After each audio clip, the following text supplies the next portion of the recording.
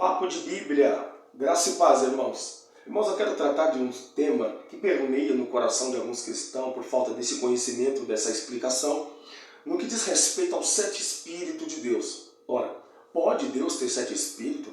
Se Deus tem 7 Espíritos, e por que nós temos a Trindade, que é representada pelo Pai, o Filho e o Espírito Santo, que são em um, não são 3, são um, não é verdade? Mas se existe 7 Espíritos, o porquê da Trindade, que são 3 em 1?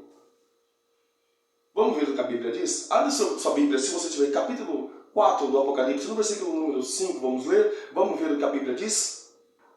Diz: E do trono saíam relâmpagos e trovões, e vozes diante do trono ardiam 7 lâmpadas de fogo, as quais são os 7 Espíritos de Deus.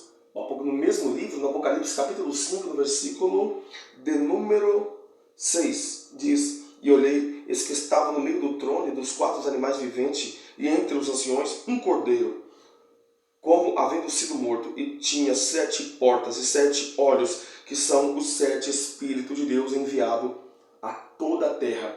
Pode Deus ter 7 Espíritos? Qual é a verdadeira interpretação desta passagem? Quais são os 7 Espíritos Santos de Deus? Vamos deixar a ideologia e o achismo de lado e vamos ir às Escrituras? Vamos ver o que a Bíblia diz sobre esses 7 Espíritos de forma resumida?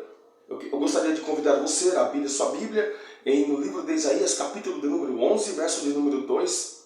Vamos ver o que a Bíblia diz?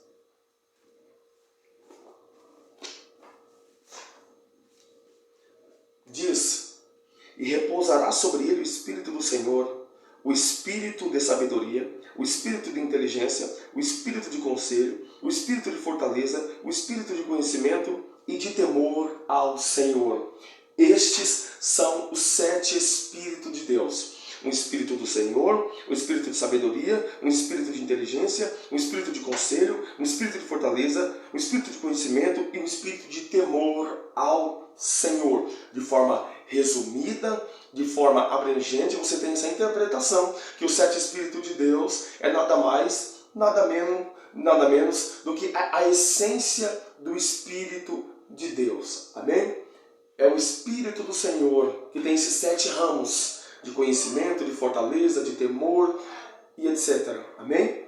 Deus te abençoe. Espero que essa palavra venha te instruir, que é para isso que a palavra de Deus serve. Amém? Para edificar, para corrigir e instruir em toda a justiça. Só as Escrituras. Amém? Deus te abençoe.